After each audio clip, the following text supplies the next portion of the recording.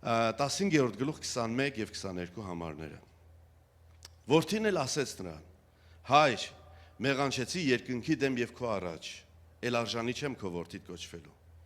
Բայց հայրը ասեց իր ծառաներին. հանեք առաջի պատմուճանը ու հագցրեք նրան, մատանի դրեք նրա ձեռքը ու կոշիկներ նրա ոտքերը։ Այս երկու համարը, որի մեջ մենք պիտի ճանաչենք հորը։ Եվ այս պատգամի վերնագիրն է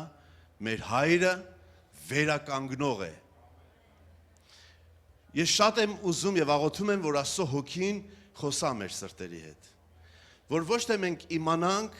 լսենք դրա մասին եւ ավելանա մեր գիտությունը, բայց մեր սրտերի հիմքերի մեջ մտնի դա։ Փոխի մեր հարաբերությունները, մեր հայացքը, մեր հավատքը, մեր հույսը եւ մենք ավելի ամրապնդվենք եւ առաջ գնանք մեր հորը փառավորելով։ Ամեն։ Մեր կյանքի մեջ լինում են ժամանակներ, երբ որ մենք ունենում ենք անկումներ։ Մենք ունենում ենք դա։ Հակոբոսը, որ իդեալական ռեպուտացիա ուներ, հեղինակություն ուներ, ամբողջ առաջի դարի եկեղեցու վրա, այնքան մեծ էր նրա ազդեցությունը, որ Պետրոս առաքյալը հեթանոսների մեջ նորմալ հաղորդակցվում էր, ուտում էր, խմում էր բոլորի հետ, բայց գրված է, երբ որ Հակոբոսի մարդիկ եկան, հետ քաշվեց։ Հակոբոսի ազդեցությունն էր Պետրոսի վրա եւ ինքը չէր ուզում, որ Հակոբոսը իմանա, որովհետեւ մտածում էր, որ ճիշտ չի ընկալվի եւ հետ քաշվեց, ինչի համար Պողոս առաքյալը հանդիմանեց նրան եւ դա մենք բոլորս կարդում ենք եւ դա գրված է Սուրբ գրքի մեջ, ասեց, որ ճիշտ չես անում դու։ Բայց Հակոբոսը ասում է, որ մենք բոլորս մեղք ենք գործում։ Մենք չենք սուպեր հոգևոր կերպարանք չունենք, մենք սխալներ թույլ ենք տալիս։ Բոլորն են սխալ։ Եվ երբեմն այդ սխալները լինում են մեծ, երբեմն լինում են փոքր։ Երբեմն դրանք մեզ կարող է շատ հեռու տանեն Աստծուց։ Երբեմն մենք կարող է հայտնվենք միտեղ, որտեղ չկարողանանք։ Ես հանդիպել եմ մարդկանց, ովքեր չեն կարողանում ներեն իրանք իրանց։ Եվ չգիտեմ, չեմ ուզում մեծամտությամբ ասեմ, բայց չեմ ուզում այնպես լինի, որ հանկարծ ես ինքս անցնեմ եւ իմ աչքի վրա համոզվեմ դրանում, բայց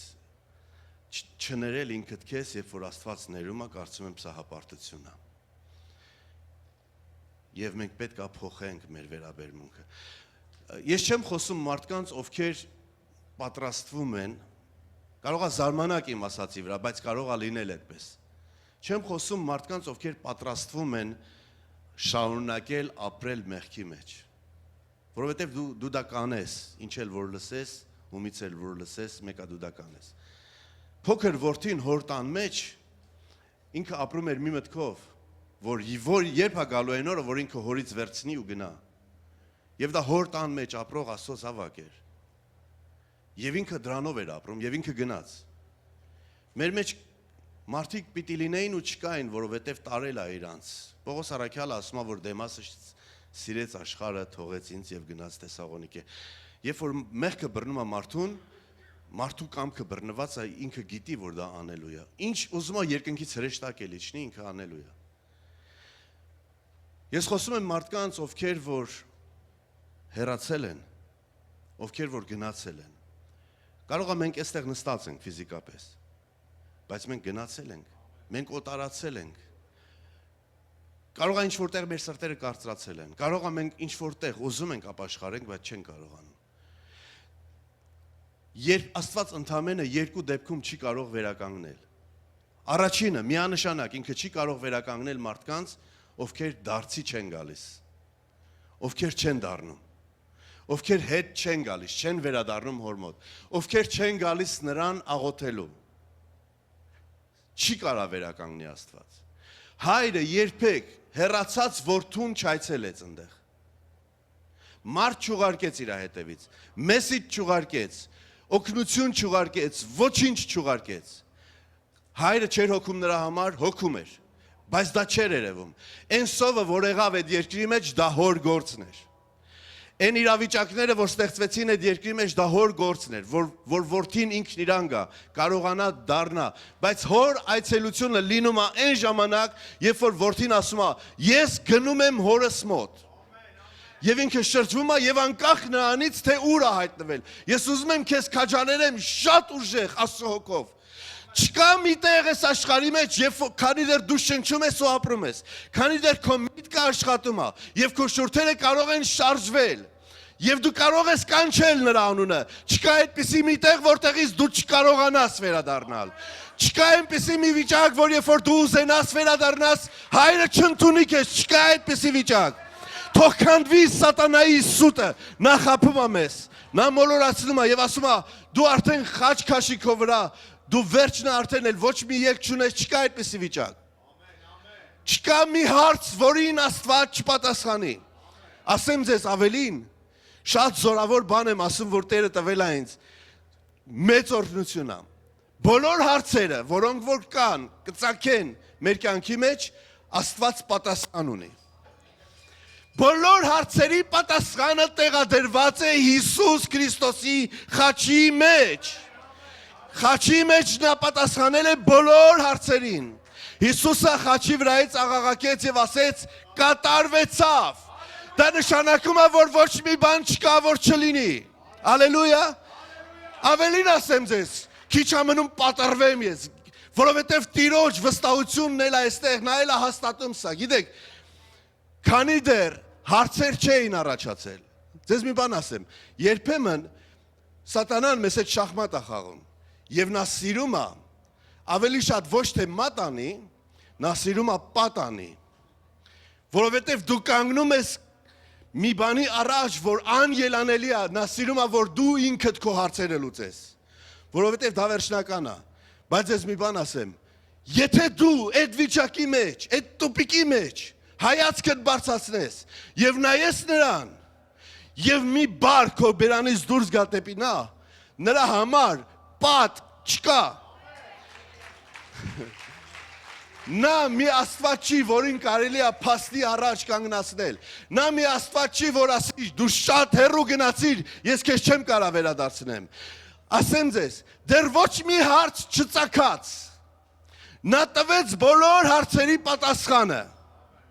Գրված է Հայտնության գրքի մեջ, Հայտնության 13:8-ը։ Գրված է այնտեղ, եւ նրանք ում անունները չգտնվեց մորթված աշխարհի սկզբից առաջ մորթված գառնուկի գրքի մեջ։ Դա գիտեք ինչ է նշանակում, որ մինչև Աստված սկսեր ստեղծել, նա արդեն պատասխանել էր բոլոր հարցերին։ Քրիստոսը տվել էր իր համաձայնությունը, որպես գառ մորթվելու մինչև հանկարծ չմտածեք, որ երբ որ Եվան ու Ադամը մեղ գործեցին, Աստված փաստի առաջ կանգնեց։ Ոչ, նա եկավ այդտեղ եւ ասեց. կնոջից ծնվածը կտրորի օծի գլուխը։ Նա բոլոր պատասխանները ունի։ Երբ որ սատանան գալիս է քեզ հարցով, նա այդ հարցը տալիս է, որ քեզ պատ անի, որ դու չկարողանաս ոչ մի բան անես, բայց դու միշտ իմացի, երբ որ այդ ժամանակ, կատարյալ մեղավորության ժամանակ, կատարյալ անօգնականության ժամանակ, սատանայի բերած անհուսության ու հարցի ժամանակ, կանգնում ես եւ աչքերդ ուղղում ես Գողգոթա եւ նայում ես Քրիստոսին խաչի վրա, դու կարող ես ասել. ահա իմ պատասխանը, նա պատասխանն է, նա ճանապարհն է։ Երբ որ դևը տանում է մեզ տուպիկ եւ մենք ելք չունենք, Քրիստոսը դուռն է, որ բացվում է այդտեղ, որ մենք դուրս գանք։ Երբ որ մենք հայտնվում ենք անապատում, որտեղ ճանապարհ չկա, չի երևում, Քրիստոսը ճանապարհն է։ Երբ որ մենք մեռած ենք անգամ, նա կյանքն է եւ հարությունն է։ Նա կարող է մեզ դուրս բերել այդ վիճակից եւ այդ ամեն ինչը արեց Հայրը։ Մենք երկրորդ տարբերակով կարող ենք չվերականգնվել մենակ մեր տգիտության պատճառով։ Երբ որ մենք չգիտենք, երբ որ մենք չենք ճանաչում, որ Հայրը վերականգնող է, նա վերականգնող է։ Երբ որ մենք հեռացել ենք Աստծուց, մեղք ենք գործել, սխալվել ենք, եւ մեզ այն ինչ որ պետք է նրանից ընդամենը ներումն է։ Սա կարծում եմ քիչ հիմարություն չի, քան չուզենալ վերականգնվել։ Գիտեք ինչու, Որովհետև երբ որ մեզ պետք է ներում, երբ որ մեզ պետք է ընդամենը մեր հոգիների մեջ կոմֆորտ, որ մենք իմանանք, որ Աստված ներել է մեզ, որ այդ խաղաղությունը վերականգնել է մեր մեջ, եւ մենք շարունակում ենք մի աղաղ կյանք ապրել, մենք զրկում ենք մեզ այն մեծ օրհնությունից, որ Աստված ունի իր պլան B-ի մեջ։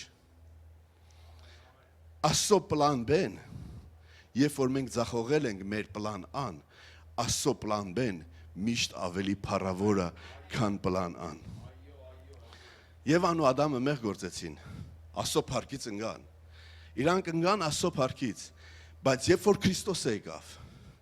նա մեզ վերադարձրեց ոչ այնտեղ, որտեղից ընկել էին Ադամն ու Եվան, նա վերադարձրեց մեզ հոր ծոցը, որտեղից որ դուրս փառավորի Տիրոջը, որտեղից դուրս էր եկել Քրիստոսը, նա այնտեղ մեզ վերականգնեց։ Աստծո պլան B-ն միշտ ավելի փառավոր է։ Գիտեք, Սամսոն անունով